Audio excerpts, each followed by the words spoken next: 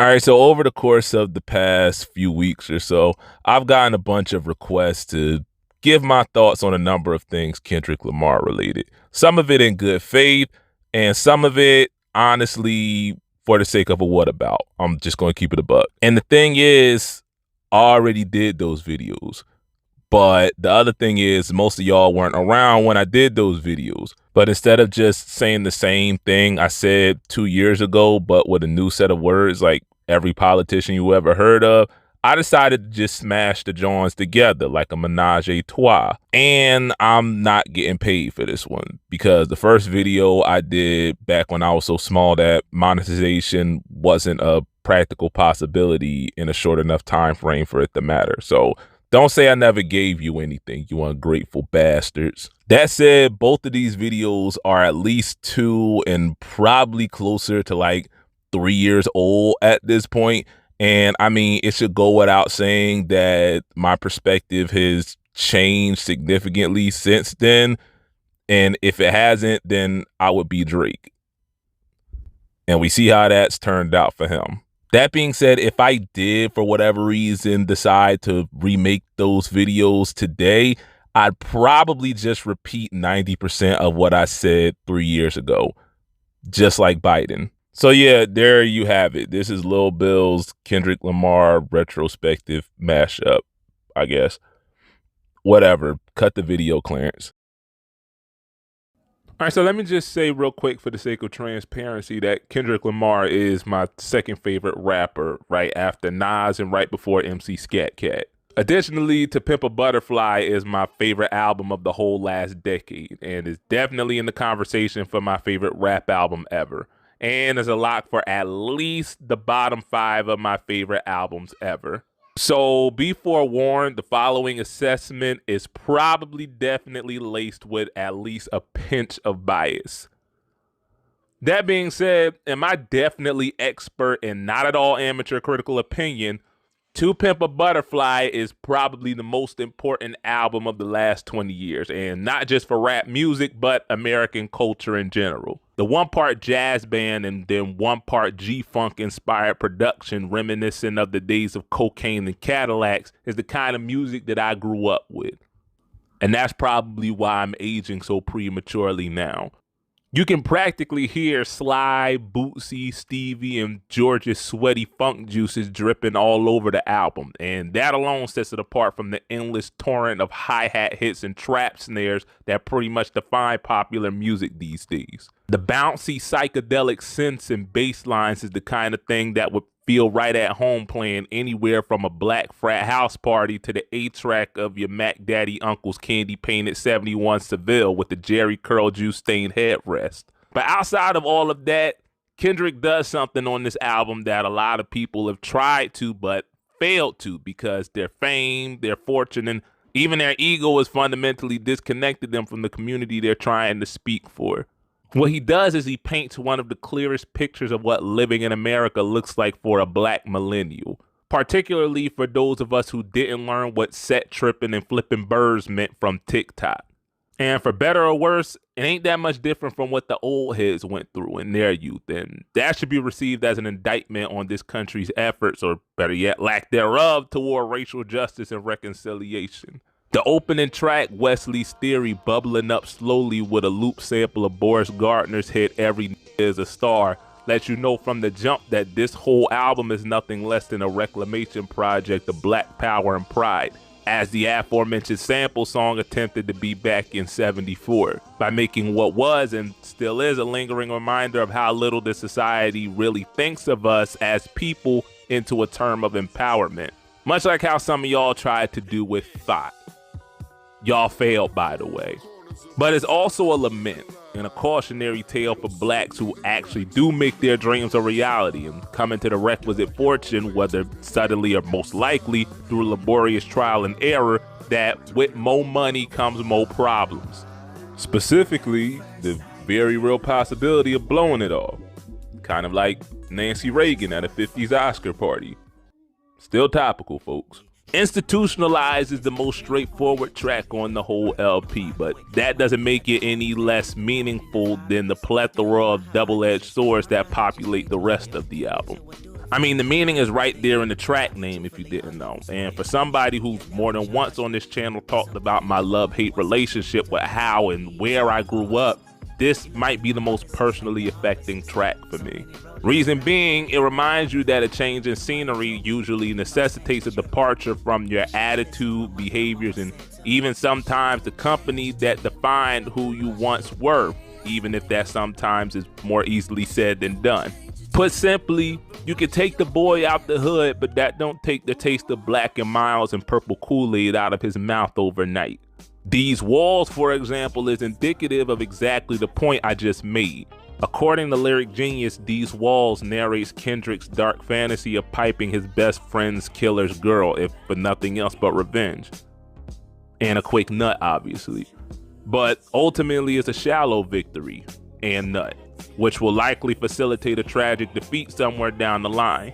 Because he knows this, Kendrick ends the song expressing guilt, remorse, and even self-loathing over the act, not just because of he using his clout as the best rapper alive right now to bag his enemy's baby mother, but how by doing so he's become a part of the problem he's been bemoaning for like his whole catalog.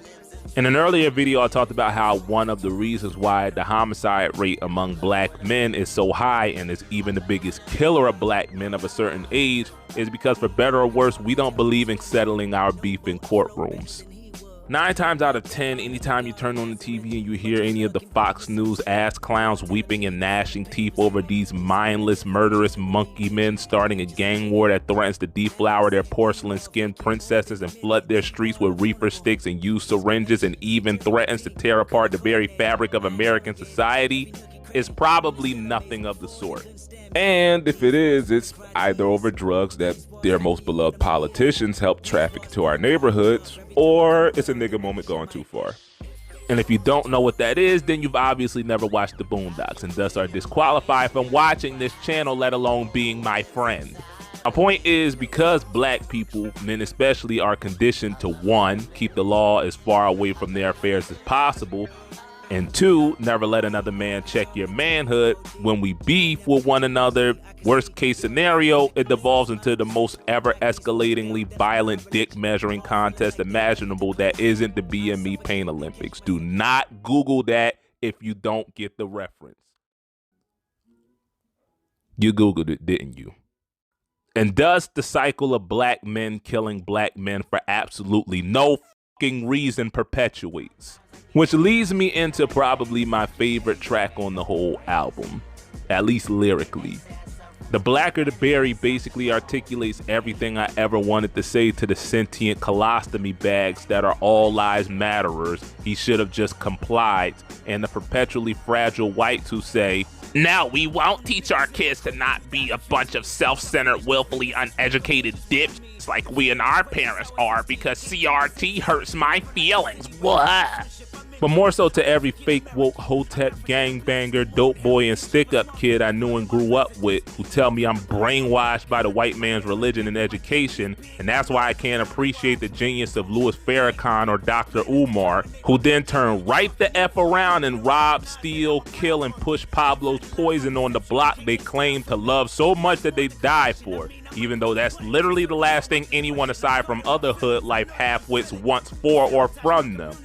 Because for as much as Black people justifiably point directly to this country's laws and institutions and legacy as the primary cause for our collective plight, sometimes, in fact, more times than I'd like to admit for the Trump-tards I know are lurking in the comments right now, we have a habit of being our own worst enemies. My favorite track to just kick back and listen to is hands down King Kunta, for if nothing else but the production. Like I said, after Kurt Franklin, Fred Hammond, Donnie McClurkin, and basically every gospel choir in existence, the soundtrack of my childhood was defined by James Brown, the aforementioned Stevie Wonder and Sly and the Family Stone, Kool and the Gang, and pretty much every late night BET infomercial CD and cassette set artist you could think of. But if I lusted after the track for the music, I fell in love with it for the lyrics. The hook is basically the best way to describe Blackness in America for folks who don't understand or can't articulate it. Or at least it would be if not for one little obscure track that most of y'all probably didn't even realize was on the album. All's my life, fire hands to fight, hit up. Yeah. All's my life, fire. Hard times like yeah, bad trips like yeah. Nazareth, I'm on one, homie, you on one. But if God got us, then we gon' be all right. In the words of Money Mike, this shit right here, man, it just hits different. Different from any other Black Power themed track I've heard since probably Fight the Power, and it's for the reason I stated earlier. Now, this is meant as no shade toward Queen Bee, because the last thing I or this channel needs is a swarm of angry bayhivers tapping at my window with a set of rusty blunt edge castration tools. But neither Lemonade or Black is King hits quite like All Right does. Because, okay, they are a celebration of blackness, unlike most of what you see in popular culture, but in an abstract, even conceptual way. I mean, it is cool that Beyonce basically turned Coachella into National HBCU Homecoming Weekend, sans the regrettable hookups and lack of parking. And it's also pretty cool that she actually took the time out to celebrate aspects of African diaspora culture that don't involve the clapping of bare butt cheeks. But again, how many times in the course of a day am I going to think about the symbolism behind an Nguni hide shield? What I do think about on a fairly consistent basis, however, is the paradoxical nature of blackness in America. That is to say, its dual function as both a gift and a curse. Black people, if nothing else, are a hardy people. We don't so much suffer as we do endure, knowing that just a little while longer and the pain we feel today will give way to joy. Maybe not tomorrow, maybe not even anytime soon, but somewhere down the line, it's going to get better. Faith defines our existence in the literal and figurative sense. This is why, as I've said in multiple past videos, that despite the US becoming more and more secular with each passing generation, Black people remain highly religious. Faith is what got us through the Middle Passage, through slavery, through Jim Crow, through the Civil Rights era and the subsequent dismantling thereof by white society and the government that enables it. It's a common theme in our artistic expression. Just look at our music. Swing Low, Sweet Chariot, Go Down Moses. What do you think they were talking about when they sang that? It wasn't Charlton Heston, I know that much. Books like Toni Morrison's Beloved and Zora Neale Hurston's Their Eyes Were Watching God, among other things, tackle the inherent challenge of overcoming a brutal past and present in an effort to become the best version of yourself, despite society and people in it doing everything in their power to prevent that from happening. Basically, every poem ever written by Langston Hughes boils down to life's a bitch. So smack it. Why do you think James Weldon Johnson's Lift Every Voice and Sing is called the Black National Anthem? It's literally just We Shall Overcome the remix.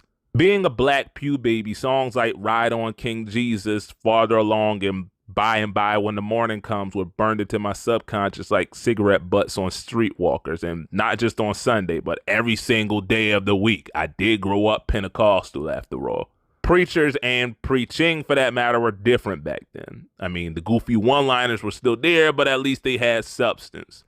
I mean, even as a regular churchgoer myself, it's kind of hard to argue against people who say that much of modern preaching is just glorified life coaching. It wasn't like that when I was growing up. What I mean is, it was less about provoking an hour-long praise break just for the sake of a praise break, and more so reminding people that no matter how bad things got, it was going to get better. And this obviously would provoke a praise break. That's because most of the preachers I heard growing up were at least young kids, if not participants during the OG civil rights movement, and that reflected in their sermons. Because I grew up in the North, I didn't really hear much in church, at least, about Jim Crow. But I did hear about the race riots that broke out in Philly, Newark, and obviously my hometown, because why would Trenton ever be able to have nice things, genius? I've read where some people have called All Right this generation's We Shall Overcome. And as much as I hate when media makes these kind of broad, grandiose declarations just for the sake of it, when I think about not only what the song says, but what it's come to represent, I begrudgingly have to tip my cap to mass media for getting it right. At least for once. Again, if you've never heard anything but the hook, Matter of fact, if you just read the titles next to each other, you can see the similarities, can't you? Just like Martin's favorite marching music, All Right isn't a triumphant declaration of an inevitable victory. It doesn't come from a place of rational certainty. In fact, if we're just going to judge the song based on the actual factual data and what it says about not only the current but future state of Black America, if and probably when the powers that be of this country continue to ignore our demands for justice and decide to give us a polyamorous, cis-neutral, triracial Tickle Me Elmo doll instead, we could argue that it's actually a pretty moronic statement when, statistically speaking, I'm still more likely to share an 8x10 cell with Jangle Leg at some point in life than any other racial demographic, or be the subject of Sean King's next shameless grift than other people, just by virtue of my skin tone. What it is a declaration of faith. Not unlike the one you made when you were baptized the Easter Sunday morning after the Saturday you woke up in some Asian family's living room with nothing on but a pair of pink cowboy boots and a Hello Kitty thong and promised baby black Jesus that you would never so much as look at a bottle of Henny again. Until the next week, obviously. It's made by someone and on behalf of some ones who are frustrated, maybe even a little bit discouraged, but most of all tired, just dog tired. Like Zoomers recycling dance crazes from 10 years ago tired. Tired of being gaslighted every election cycle by politicians who don't bother to even acknowledge their interests except when let me go visit these churches real quick before I fuck around and wind up having to get a real job season begins. Tired of corporations co-opting and commodifying their pleas for justice. Tired of allies only remaining allies for as long as it takes to fulfill their own very specific interests within a broader movement. And then when we point that fact out, we get scolded over identity politics, when that's exactly the thing that made those allies decide to pull out before we could get our nut in the first place. Tired of people assuming they get it and proselytizing the cause for the sake of clout, without even giving the slightest iota of an indication that they took the time to understand Black pain beyond that one infographic they shared on their Insta feed. Tired of Black vitality being made into a political bullet point by both sides because, like I keep saying, there's nothing political about people being shot in the fucking face. Tired of other minority groups and even a handful of unapologetic house niggas intimating that in one way, shape, or form, Black America's plight is its own fault because mountains of data says otherwise, you fucking idiot. Tired of society falling in love with and even claiming everything about Black people as its own except Black people. Tired of people going out of their way to stop educators from doing their job and giving kids an accurate education of their country's history, which is the systematic exploitation and subsequent oppression of Black people for no other reason than for being Black people.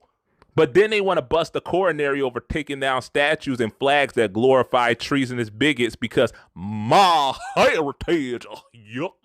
Tired of idiots, just cousin moonshine swilling, tobacco chewing, Trump worshiping, front teeth missing, haven't read an actual paper or hardback book since grade school, overall wearing meth smoking nincompoops that think owning a Navy Yard armory's worth of guns makes up for them having a penis so small it turns concave when it snows.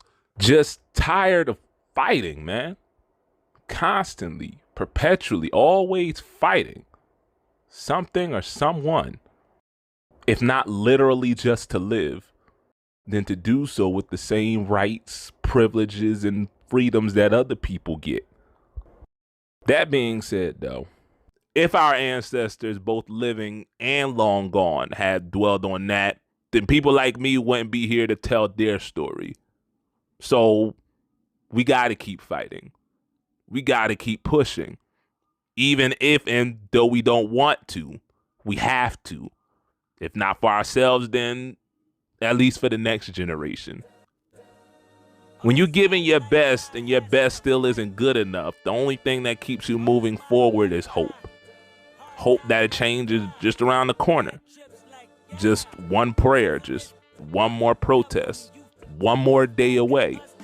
And when you don't have enough faith left to believe that and you are ready to throw up your hands and wave the white flag and curse your God and die, That's when somebody else comes along and says, bro, sis, I got you.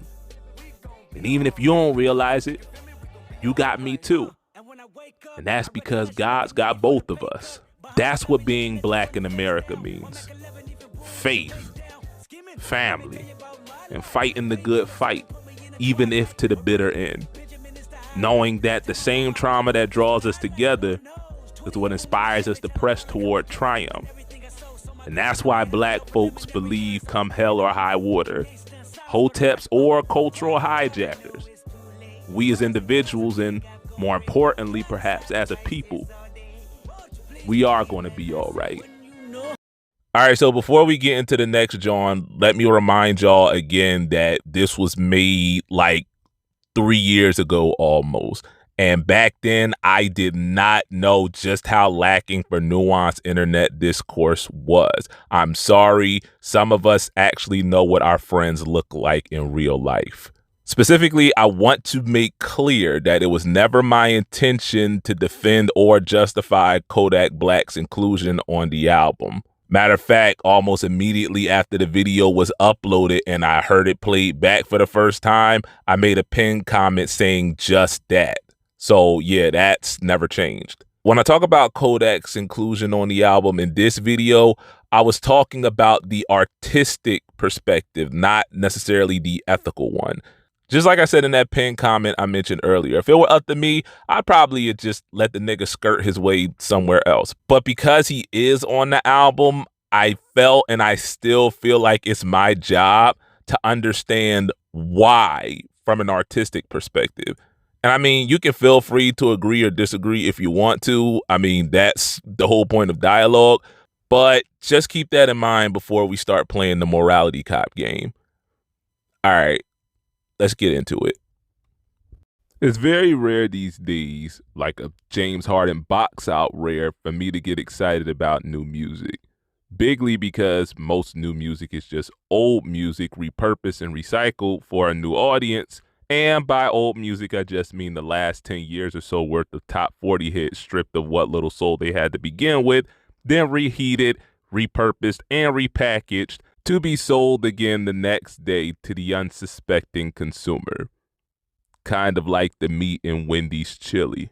Anyway, there's a handful, and when I say a handful, I mean literally like 5 or probably fewer artists that I generally wait with bated breath for them to drop some new music. And Kendrick is one of them. It's been a minute since K-Dot dropped an album, 5 years to be exact, unless you want to count that Black Panther thing. In that time, I've had 2 kids, 3 jobs, 2 cars, 1 repo, 1 eviction, 1 mic, and thousands of dollars worth of student loan payments paused that I have absolutely no intention of paying back. Maybe next time, don't lend a teenager with no collateral or work experience tens of thousands of dollars to get a 4-year degree that takes damn near a decade to actually start being worth barely more than the paper it's printed on. Fiscal responsibility, nigga. Anyway, my point is it's been a minute since Kendrick's last LP, and both the world and the musical landscape has changed a ton since then. But also in a lot of ways, it's still exactly the same cesspool that it's always been. Point being, you know you've arrived when you can effectively step away from the game entirely, then come back like Jordan wearing the 4-5 and the whole world stops to hear what eldritch knowledge you've attained in your pilgrimage into the unknown. And that's some Pulitzer Prize worthy verbiage, if I do say it myself. If I could describe this album with one word, that be perspective. Something that Kendrick vocalizes on what could be considered the album's lead single, The Heart Part 5, even though technically it's not even on the album. And I know y'all want me to talk about the video, and I will, but let me set the mood first. The LP's opening track is a reflection of all that Kendrick's accomplished in his decades-long career, and how ultimately none of it can exorcise the demons that have been haunting him from youth. Contrary to, say, GKMC or TPAB, these demons are less societal than they are personal, something that Kendrick elaborates on further in the album. If I had to use another word to use as a theme for this album, it'd be vulnerability, something we're shown in the aforementioned first track when Kendrick opens up about therapy It even foreshadows the vices those demons have caused him to succumb to. N95 is a song about mask. Like, what else do y'all want me to say? COVID hasn't gone anywhere, people. We're still dying by the thousands every day, and both the public and the government just said, "Fuck it, reopen the Dairy Queen." And a ton of people, some probably even watching this video right now, just went along with it after months of partisan-fueled vitriol being aimed at the anti-vaxxers and MAGA marks. Because why? Joe Ambien said it's safe to go outside again? I can't tell you if that's the point Kung Fu Kenny is getting at, but what I can say is that he, like a lot of us, is sick to death of insta-filtered, made-for-social media, mob-minded groupthink disguised as activism, even going so far as to call cancel culture out by name. That's a recurring theme throughout this album, the hypocrisy of social censorship masquerading as manners, or even culture. A culture we use as a mask to hide behind when critical thought is just too much of a chore for us to even consider. Not unlike the way we use every other culture of which we claim to be a part of. But one of the most clever things Kendrick does, as another reviewer pointed out, is use his own disdain for cancel culture to bait the free speech frat bros into consuming the very message they're so afraid will turn them fruity in the first place. And that's called foreshadowing, buckos. Speaking of cancel culture, the day I thought I'd see Kodak Black feature on a K-Dot album is the same day I thought I'd see Future claim custody of his kids. Are y'all tired of the Future jokes yet? 'Cause I ain't. I briefly talked about Yak's troubled past before and how it's still not or ever will be something to aspire to. That being said, I've also tried my best to express empathy for Yak's perspective. There goes that word again, considering his upbringing and the fact that by all accounts, he's beaten the odds already by just not winding up on a t-shirt and a GoFundMe page. And people will and have already taken issue with Yak's prominent presence throughout the album, considering its content and Yak's admittedly troubled history with women. But I'd argue that that's entirely the point of this feature to begin with. I just realized I ain't even talk about the song though. Okay, so it's about fatherhood. There you have it. And the sacrifice and suffering that comes along with that. And there's also an Eldridge Cleaver power fantasy. Next! I'm just going to lump Die Hard and Father Time together because I feel like they're both getting to the same point. I've talked briefly about how black hypermasculinity conditions us black men to emotionlessness. Even those without fathers can empathize with where Kenny is coming from when he's relaying the dual gifting and cursing of his self-professed daddy issues. Especially in the collective hoods of America, young boys are conditioned to be warriors at least and survivors at worst, because being anything less makes you fooled in the eyes of the many, many predators lurking right around the block. This continues to be one of my wife's biggest issues with me, and one of my biggest fears of passing down to my own son. A near animalistic instinct for survival that views emotion and the expression thereof as a luxury I simply cannot afford. Going back to Kodak, you think he'd be as super a gremlin as he is if he had an active father? How about all the other prepubescent pistol poppers roaming the wilds of the American ghetto? I'm not saying definitively things would be different, but like I said in the past, hypermasculinity is an attempt to overcompensate for something. And the stone cold reality is, black men, especially those without fathers, have no shortage of things to overcompensate for. Which leads directly into what might be, is most definitely Kodak's best and most introspective piece of work to date. I'm not gonna cap, y'all. Hearing this interlude made me say for the first time that the kid might actually got something. If only he could make it intelligible. But again, back to the perspective thing. Kendrick gives Kodak what's effectively an entire track to himself to just speak his truth. But perhaps more importantly, give you some insight into how that truth came to be. No one should have to live the life Kodak has. Something I've said many times about many different people. And it would behoove us to reflect on how different our perspective would be if we'd walked a mile in Yak's Yeezys. Rich Spirit continues the theme of Kendrick coming for, as he calls them on his Family Ties feature, the overnight activist, defending himself from critics while expressing his facetious hope that the quote tweet quorum is giving the same energy they are online, IRL. Which brings me to what might be my favorite track on this double LP. We Cry Together sounds like your typical toxic tongue lashing between a couple on the brink, but it's really a message for the culture, and not necessarily just the black one. The argument starts out like any other you've had with your SO that begins over something small but eventually spirals out of control because neither one of you is big enough to just fall back. And just like an Overwatch match, the longer it goes, the more toxic it becomes, and all those unspoken issues bubbling beneath the surface begin to rise. This culminates in Taylor Page, who is voicing the female perspective, vocalizing pretty much every popular complaint the fairer of the two sexes has expressed against men since Me Too was relevant. But instead of just accepting her truth as definitive, as many mainstream voices are wont to do these days, Kendrick, voicing the male perspective, rebuffs by pointing out the hypocrisy harbored by many modern mainstream feminists, including those in the music industry, a lot of who just don't practice the sisterly solidarity that they preach in their songs. The song, as with many arguments of this nature, ends with no real resolution. Instead, our protagonists do what most of us do after exhausting our expletive reserves, attempting to cut as deep a wound as possible into our other half. Just F each other's brains out until we forget about it, obviously. And thus the song's ultimate message and final admonishment: to stop piping our problems away and just get down to talking it out. Because until then, we're just going to keep coming back to this same toxic argument over and over again. And equally toxic sex, the best kind.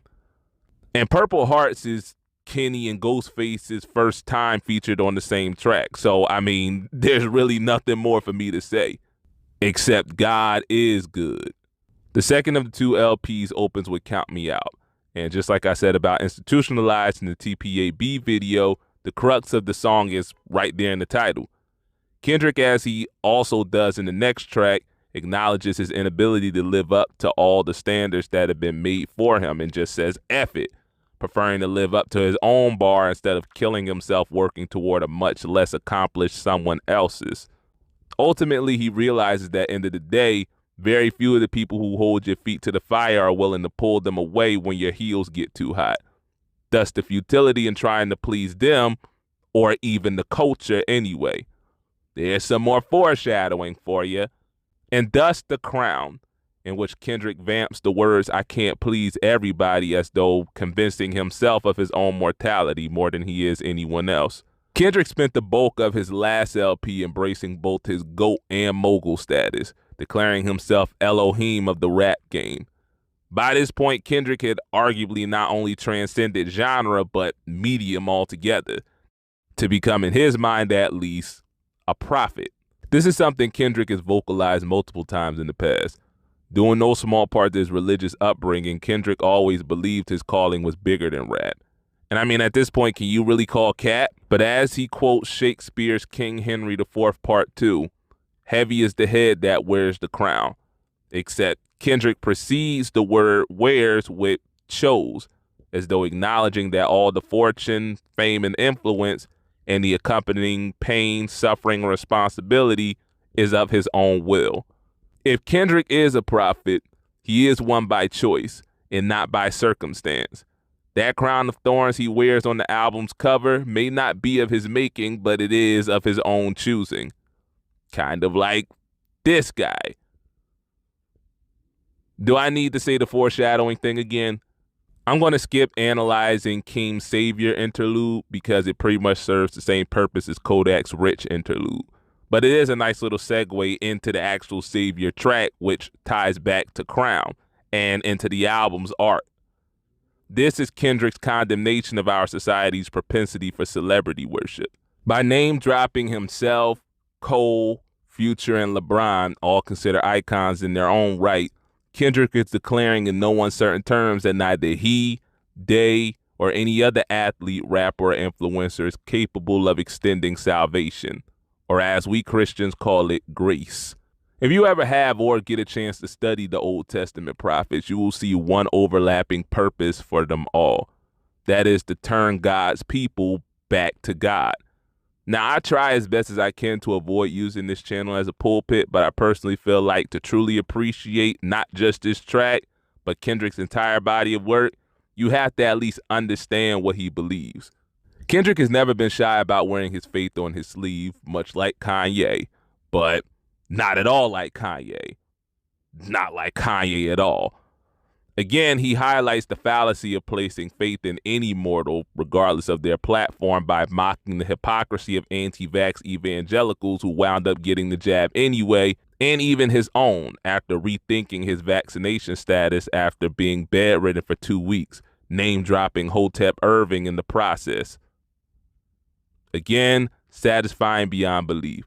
Like he has for much of this album, he places a spotlight on the hollow and fickleness of performative activists and compassionate capitalists alike, and ultimately the folly of following tides and trends instead of your own mind.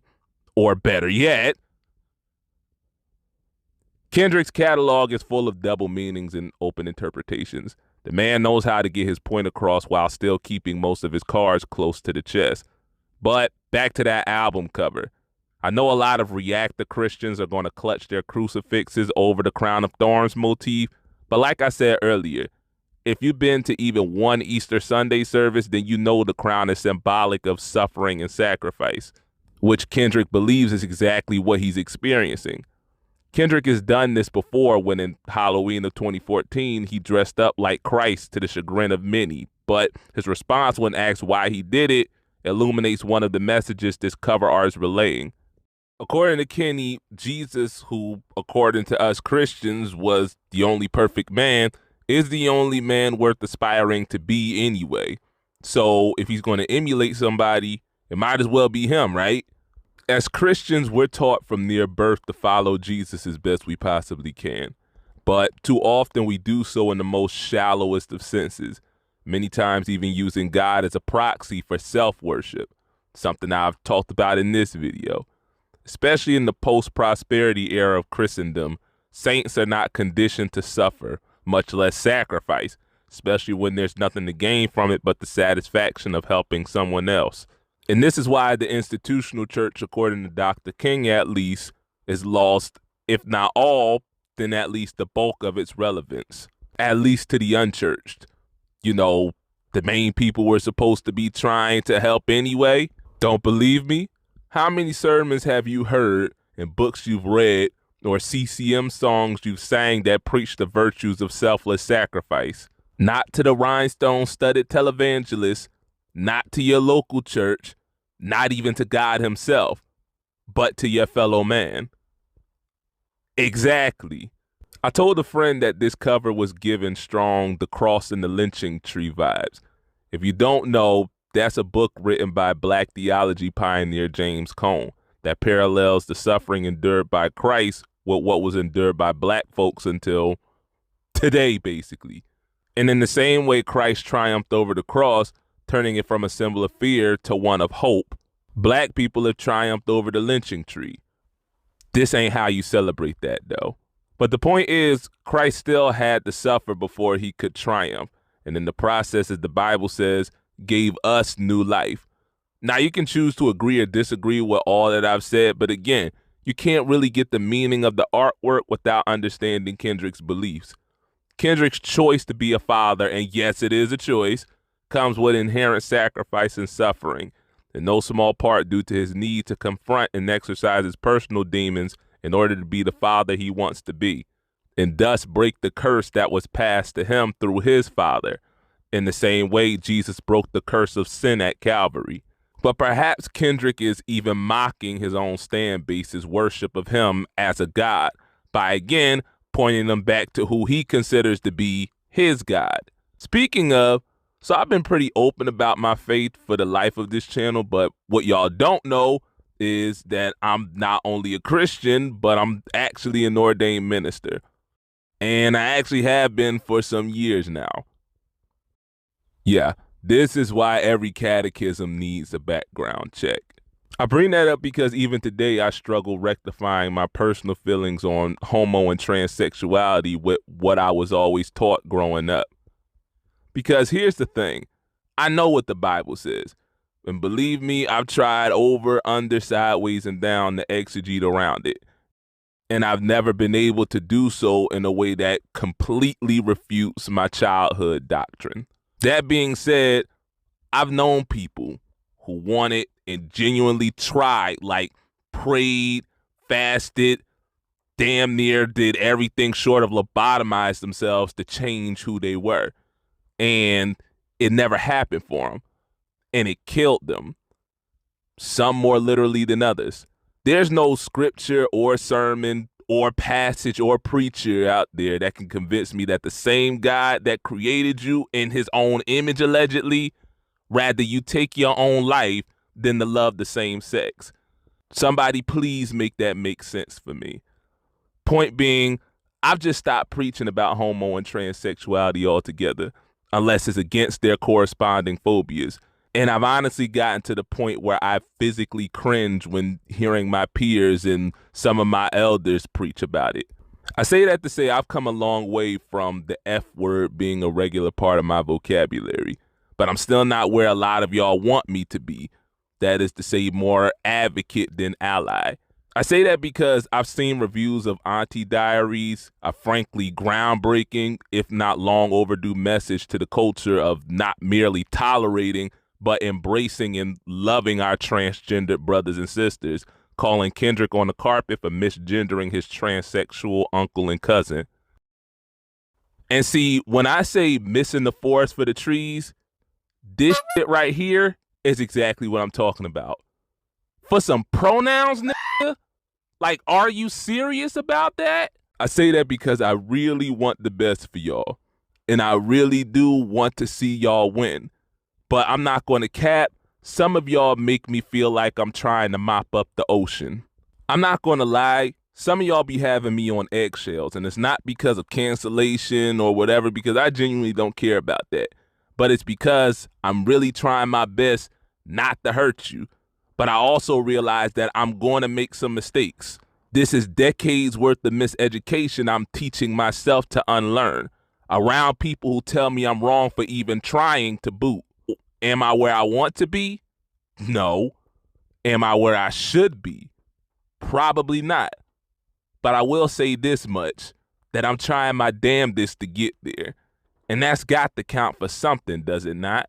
Mr. Morale pretty much serves as a prelude to what is already Twitter's favorite think piece track, Mother I Sober, so I'll just lump them together as well. Again, perspective, and the diversity thereof is the overarching theme to this album. And Kendrick muses how different R. Kelly's, Oprah's, and even his own mother's perspectives would be if not for one of the album's other overarching themes. Part of why a bulk of the social media verse finds We Cry Together so hard to listen to for more than one rotation is the underlying abusive tone of the track. This is a relationship that's defined by gaslighting, deflection, manipulation, and codependence. So basically your parents. And yes, I've used that joke before, but up yours. Kendrick throughout the album draws a direct line from the personal trauma he expresses on tracks like United in Grief, Die Harder, and Father Time to his vices and insecurities he vocalized on both those tracks and Mother I Sober. In a lot of ways, you could call the first half of this double LP Hurt and the second half Heal. But in order to get to the healing, Kendrick has to be honest about not only his own hurt, but how it's caused him to hurt others. In a much earlier video, I talked about how several people in my family have been victims of sexual abuse. My mom was one of them. And as a result, growing up, she never trusted having anyone, not even family, in too close a proximity to me or my sister without her being present. This was one of the main reasons she and my dad couldn't be in the same room together until I went to college. It wasn't that she didn't trust him, but she didn't trust the horde of hoochie mamas or their kids, for that matter, that he tended to keep around. Something I'll come back to in a minute, but let me finish this thought before my ADHD brain loses it forever. The most disgusting part of my mom's abuse was not even that it was a friend of the family who did it, but that she, whether implied or vocalized, was forced, like a lot of black abuse victims, to hold that secret to herself. Why? Honestly, I don't know. And I used to think it was a generational thing, but now I'm not so sure. Either way, it needs to stop and it needs to be called out for what it is before, and so we as a community can heal from it. I've talked several times now about how black people are disproportionately victimized by abusers.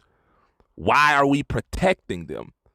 As much as we like to talk about generational curses in black America, this is one that we have full control over and yet do remotely nothing to break.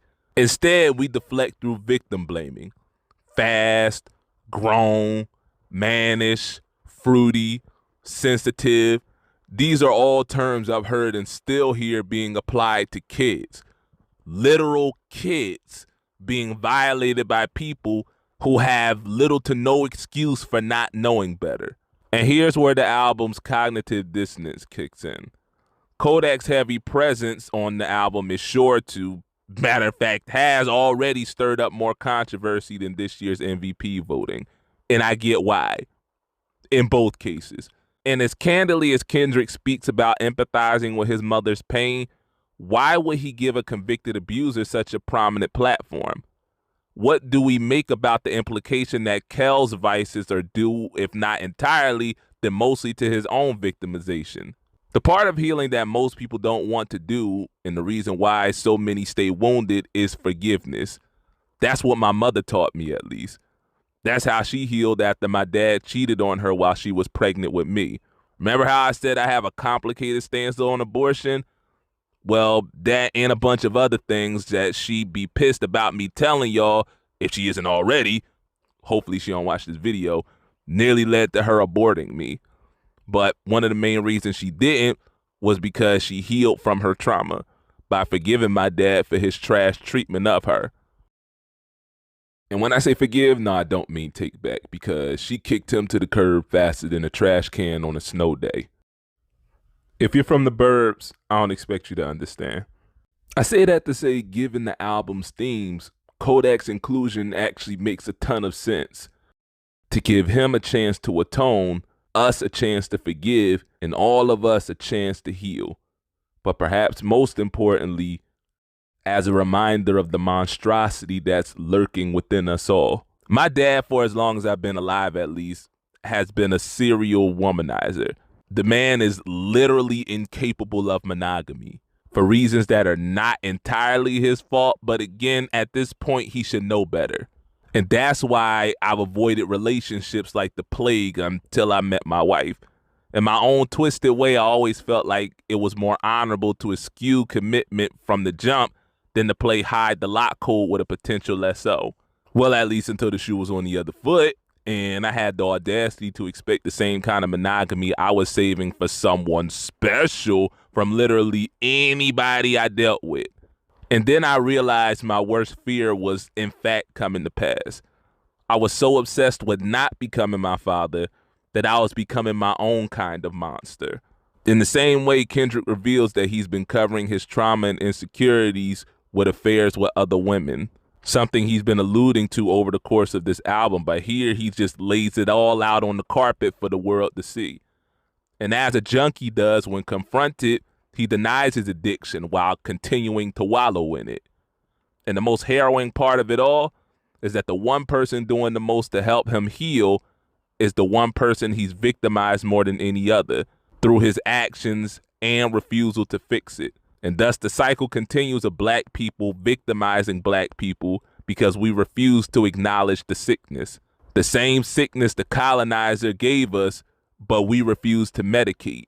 A sickness we cover up not just with chains and tattoos, but with guns and the gangs that use them. Misogyny and mistrust, vice and violence, and of course sex. Lots and lots of gratuitous sex. So I guess it's not all bad. My relationship with my dad is, in a word, complicated. Enough that by the time I was a teen, I knew that whatever I was going to be, it wasn't going to be him. In large part because the same poison that was placed in him and thus in me, I didn't want to pass on to my own child. So for the most part, the whole manhood thing, I figured that out on my own. And in doing so, I learned a lot of wrong stuff, especially about women. not in how to respect them, but why to respect them, i.e. my own satisfaction. And in the process, I did become my father, for a short time at least, albeit a different version. And I could just write it off as catching feelings, which I did most times, but it doesn't matter because I hurt people. And I hurt people because hurt people hurt me. I'm going to go ahead and skip the outro track, not because it doesn't deserve analysis, but because the segue was too good to pass up. And this video was already long enough. Technically, The Heart Part 5 isn't even a part of the album, but if one song were to sum up this LP, it would be this one. Again, the letter or word of the day is perspective. Remember, I have toddlers. Give me a break, y'all. I can't help comparing this album to GKMC because much like that album, as personal as it is, much of it is delivered through the lens of a fictionalized protagonist, to the point that the lines between what's a true story and what's a fabrication doesn't even matter at this point because all these stories serve the same purpose, which is to give perspective and relate the trauma that molded it. Except unlike GKMC, this album's protag isn't just one person, but it's all of us. The Dissect podcast host Cole Kuchner theorizes that Kendrick's fictionalized moniker Oklahoma originates from the Choctaw language. The phrase Oklahoma translates to my people, and according to Kuchner, is often used in the Choctaw translation of the Bible when a prophet speaks on behalf of God to God's people. So here we are back to the biblical metaphors. Kendrick fancies himself less a god than a prophet of, at least on this album. And thus it's his job to make the culture aware of its sins and, more importantly, how to atone for them. Our society is conditioned thus to be self-centered, self-absorbed, and, in my opinion, worst of all, self-righteous. We're perpetually chomping at the bit to crucify someone for our own satisfaction. And whether justified or not, what purpose does that really serve? I'm not going to analyze the whole video because it's been done already, and this video, like I said, is long enough. But it suffices to say Kendrick uses this track to take the very concept of culture to task. Black culture, rap culture, hood culture, gang culture, and of course, cancel culture. The simplest understanding of culture is a system of institutions, thoughts, and beliefs that are passed from generation to generation.